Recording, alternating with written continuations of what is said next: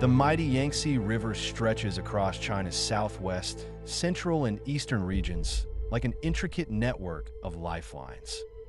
The Pearl River resembles the work of a skilled weaver, interlacing every piece of Guangdong Province and the Guangxi Zhuang Autonomous Region in the south. Over 2,200 years ago, the Qin people discovered that the Shu'an River, a headwater of the south-flowing Lijiang River, lay surprisingly close to the Haiyang River, a source of the north-flowing Xiangjiang River. By linking these two waterways, vessels from the Yangtze could pass into the Pearl River, opening a path straight to the remote lands of the historic Lingnan region. This realization led to an engineering marvel known as the Lingqu Canal.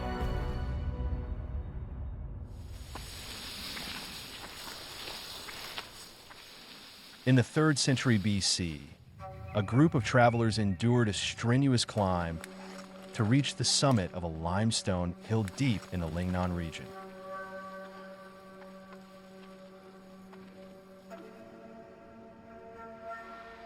There they saw a broad river valley.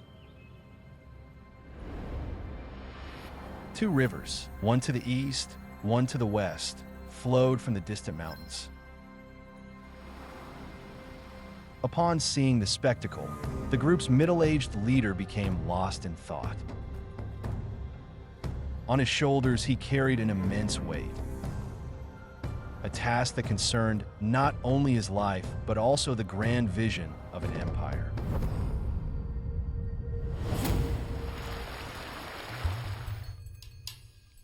People have welcomed spring with joy and hope for thousands of years. For the Zhuang ethnic group, the 3rd day of the 3rd lunar month is an occasion to honor ancestors and seek love through folk songs. This is Xing'an, one of the counties in Guangxi Zhuang Autonomous Region.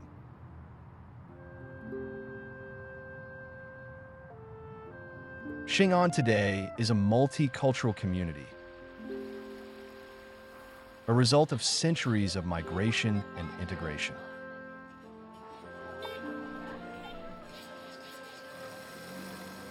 Its tranquil, ancient streets and alleys still carry the imprints of history.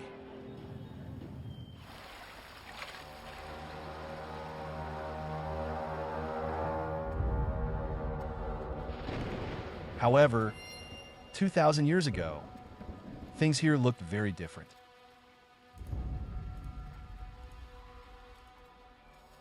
Deep in the jungle, there was conflict and resistance.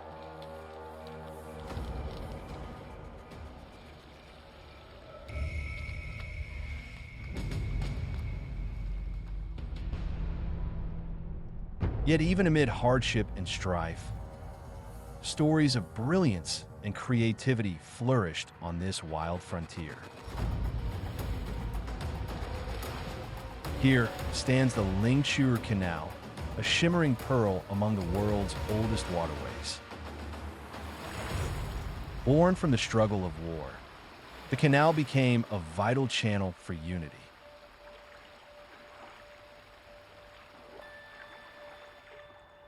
It once served as China's highway, making it possible to travel by water from the southern port city of Guangzhou all the way north into the heart of the empire. 灵渠是把珠江和长江水系连通，京杭大运河又把长江和黄河连通，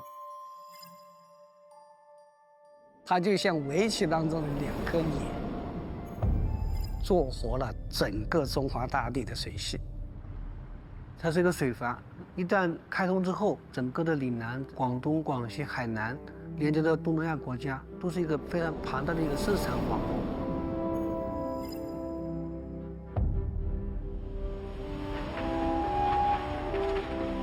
Yet the Lingqu Canal was far more than just a route for boats. It was a marvel of hydraulic engineering. In 1944, as war swept China, the renowned British historian Joseph Needham laid his eyes on the Lingqu Canal for first time. In his seminal work, Science and Civilization in China, Needham dedicated more than 6,000 words to the canal's history and its remarkable engineering. 我们看到中国古代的水利设施啊，都是与灌溉离不开，还是集运输、生产、生活等等综合性的一个水利工程，还讲到它的科技含量问题。比如说，它的选址非常的科学，充分的体现了人类智慧。礼乐社这个评价就非常的高，这个领区非常非常的伟大。Interestingly, Needham translated the canal's name as Magic Canal. In Chinese, Ling suggests vitality and wisdom. However, magic captures the waterway's almost miraculous engineering. To me, as an engineer, the magic is how do we connect two rivers? Also, how did they manage to measure the water systems without the laser technologies of today? For me, even today, it seems like magic. The Lingqu Canal system comprises a water control complex and 2 channels. The 3.25-kilometer northern channel was dug manually as a new course for the Shanjiang River. The southern channel connects Nando Ko village to the Shi'an River before merging with the Lijiang River in the town of Rongjiang. At just over 30 kilometers long, its winding, delicate form defies the normal image of a straight, wide canal. It was the world's first canal to carry boats across mountains.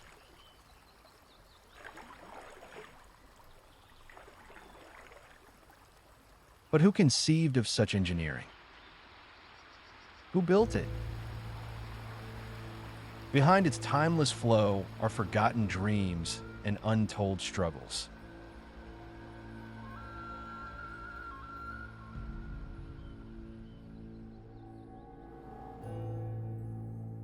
Lingqu Canal rarely features in China's vast historical archives, and the records that do exist were written long after its construction. The monumental records of the Grand Historian, completed around 91 BC, and the philosophical classic Huainanzi, from roughly the same period, both mention the canal. Yet by the time these texts were written, the canal was already well established. One consensus remains clear, however. Without Emperor Qin Shi Huang, founder of the first unified empire in Chinese history during the 3rd century BC, it would never have been built.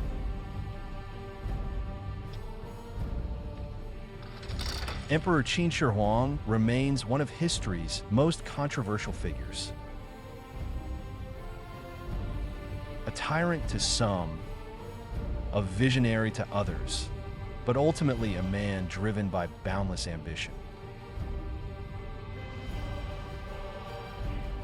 The unity he achieved in 221 BC still shapes China today.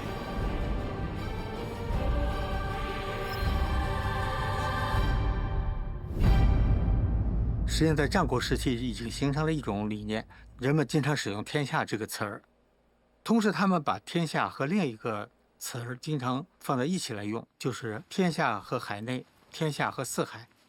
他们的认识中间，天下的边缘就是海，他一定要到海边才能完美的体现出他真正的占有了天下。2 years after unifying China, in 219 BC, Emperor Qin Shi Huang used a tiger tally to order General Wang Jian, the conqueror of Chu, to lead his troops south into Lingnan.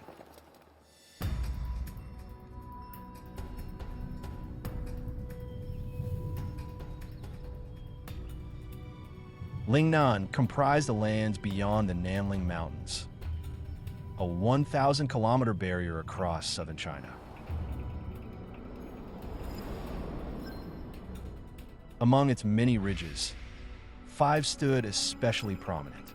To truly extend imperial power to the distant coasts, these rugged mountains had to be brought into the fold of the Qin Empire. 秦始皇就调集了50万大军，兵分5路，开始了统一岭南的战争。这5路大军的话呢，根据文献的记载，其他地方没有恶战，唯独是在桂东北发生了激烈的战斗。The Lingqu Canal's surroundings differed vastly from what we see today. Dense forests covered the land, wild beasts roamed freely, and miasma lingered in the air. Even Southern veterans found these lands strange and menacing. 战国到秦和西汉时期啊，是一个温暖期，当时的气候比现在年平均气温大概要高2度左右，它的河流的水量一定要比现在要大一些。植被、野生动物的分布比较原始，因为人类的影响还比较早期嘛。At that time, the Lingnan region was primarily inhabited by 2 indigenous tribal groups, the Xiou and the Loyue. 石欧、洛越是2个很大的部族。石欧是偏向于北，柳江以东，洪水河以北；另一部分呢，在洪水河以南，它主要是罗越的。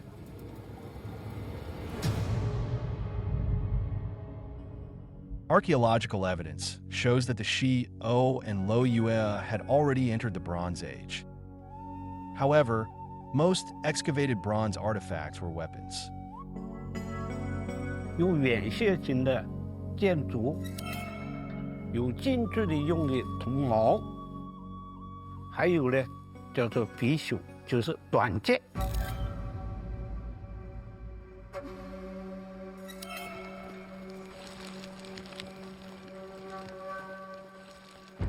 The Xiou people were fierce warriors. Being familiar with the terrain and climate, they posed a major threat to the Qin army. Records note that the Qin soldiers remained armored for 3 years, a testament to the prolonged and unrelenting nature of the conflict against an often invisible enemy.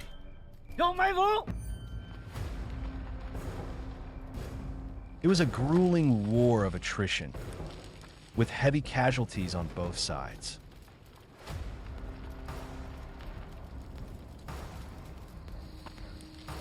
The Xiou refused to surrender, and the Qin emperor would not back down.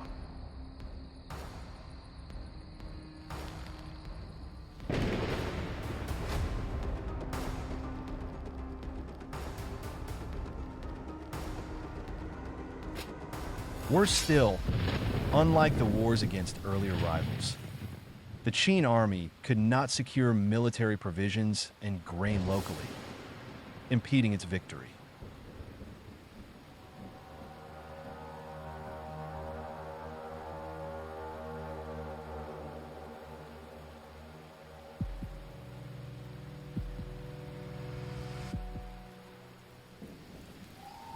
Hungry soldiers cannot win battles. And without a reliable supply line, governing Lingnan would be impossible. A smooth and unobstructed highway was needed.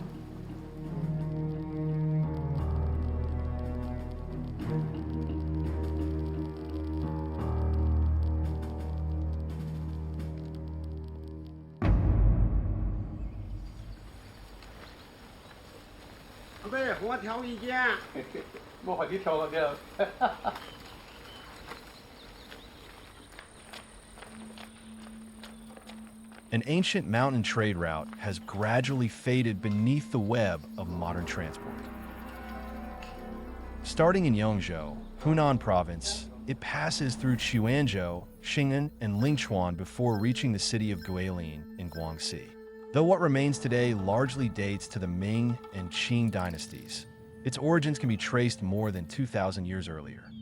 For centuries, this was the lifeline between the heart of China and the southern frontier. Xing'an County spreads out like a butterfly in flight. Its 2 wings are mountain ranges, with a narrow Xiangwei corridor running through the middle.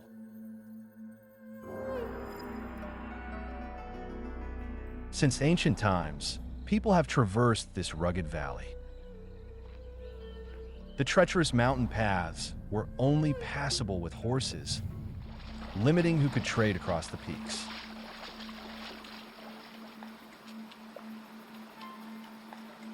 Fortunately, the Qin people possessed another skill, hydraulic engineering. Long before unifying China, they had already built wonders like the Yangtze Canal and the Dujiangyan irrigation system. The Yangtze Canal stretches about 150 kilometers in the northwestern Shaanxi province. By following the natural terrain, it uses gravity to channel water, irrigating more than 185,000 hectares of land. The Dujiangyan system in the southwestern Sichuan province is a masterpiece of hydraulic engineering. Through a series of ingenious designs, it simultaneously irrigates fields, removes sediment, controls floods, and regulates water flow. Even today, it remains fully functional.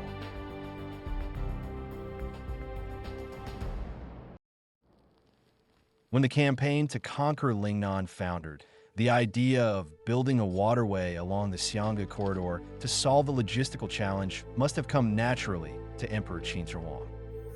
灵渠的修建应当是秦军征服岭南的一个重要的战略步骤，因为它的目标不仅仅是在桂东北，必须要沿着这个重要的水道一路往南进攻，各个要地占领之后，才能够控制整个岭南。这个灵渠是沟通湘水跟中原的，是唯一的最佳选择。为了最后的胜利，这必须要修。To secure victory in Lingnan, Emperor Qin Shi Huang committed immense resources, funds, and labor to building the Lingqu Canal.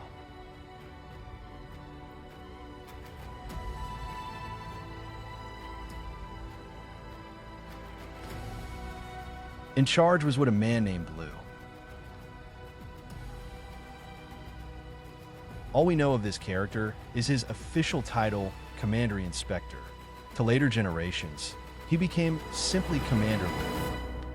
就是一个郡的监察官，他郡里边大致有3个行政长官、军事长官，还有一个监察官，就是地位相当于副职的这样的官员。Lu remains shrouded in mystery, with only scant references in China's archives. We did not even know where he was from. Generations have scoured ancient texts, hoping to fill in the gaps in our knowledge, but his life story remains highly fragmented. 历史的记载是非常简单的，那么现在我们根据最新的这个出土里耶秦简的一个研究，我们认为呢，它可能是最早的是一个县令，后来在秦始皇啊组建5路大军啊进攻百越的时候呢，他就被提升为洞庭郡的监狱使这个职务，他主要是负责后勤的这个粮草的筹措，还有运输，还有制造武器这些后勤工作。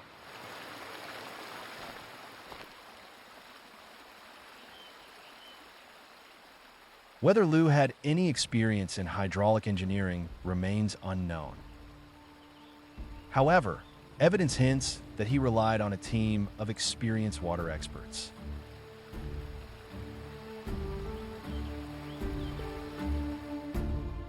明朝赐封张留礼镇国将军、神木碑。陆他是整个开凿灵渠的总指挥，三将军呢，他是水工，相当于现代的水利工程师。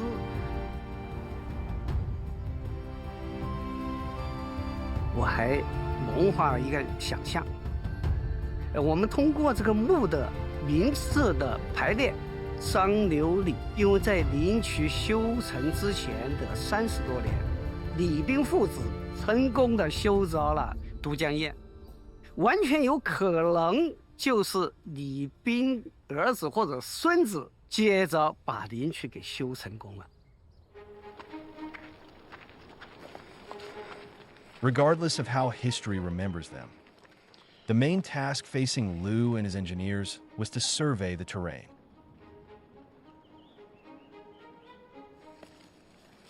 The location of the canal's headwater would determine the project's scale and success. Liu would soon realize this was a remarkable landscape.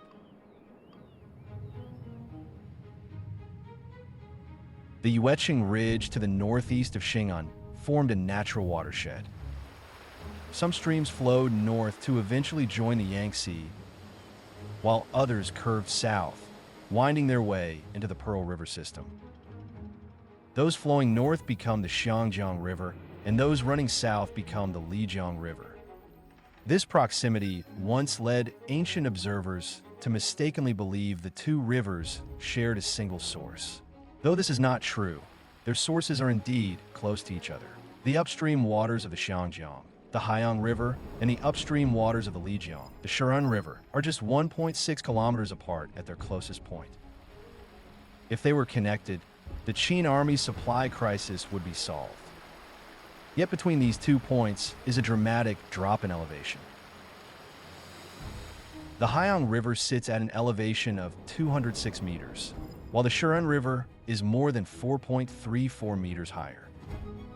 To connect the two would require building a dam at least 5 meters high, which was beyond the existing engineering capabilities.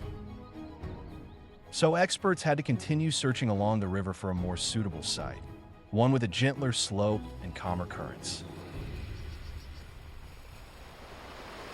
在山区的这个源头的这一段，它往往落差坡度都会比较大，跟平原地区不一样。取手这个选址往下游，你说在100亿公里，那可能高度就会差好几米。别说差好几米了，你差上10公分、差上5公分，你这个水就肯定是过不去。所以这个选址的这个位置很重要。具体怎么选，那就是我必须得精准的掌握到我这条河上每个点它大概是多高。 This inevitably raises a question. How did people more than 2,000 years ago precisely measure the elevation difference between the two rivers? 没有任何的资料来显示当时到底它具体是怎么干的，用的什么设备，怎么翻山越岭，怎么弄，这个是没有任何记载。只能是从这个结果上来给它评判，当时确实做的还是非常不错。因为最短的那个线路那个方案，他没选了这个方案。 就是它有那个高程上的精细的这种考虑，怎么选到这个地方？这个里边就是科学问题，就是一个认知的问题。它确实是代表了当时最高的科学技术的水平，代表了咱们水利工程的最高的水平嘛。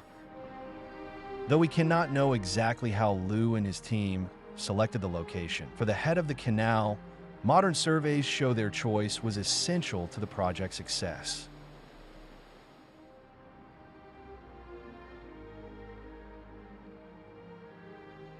The head of the canal was established at Fenshuitang, southeast of Xing'an on the upper reaches of the Xiangjiang River.